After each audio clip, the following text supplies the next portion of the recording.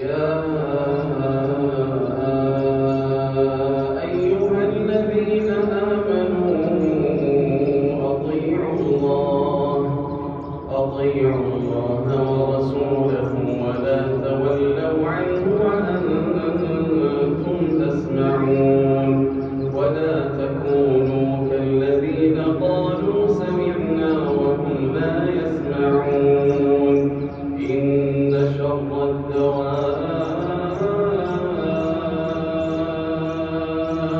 عند الله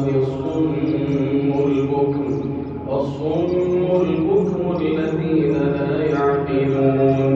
ولو علم الله فيهم خيرا لأسمعهم ولو أسمعهم لتولوا وهم معرضون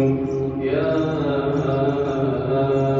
أيها الذين آمنوا استجيبوا لله وللرسول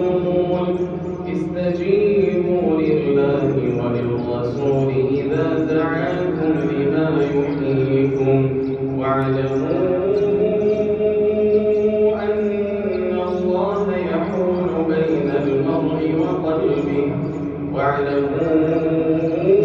أن الله يحول بين المرء وقلبه وأنه إليه تحشرون واتقوا فتنة لا تصيبن الذين ظلموا منكم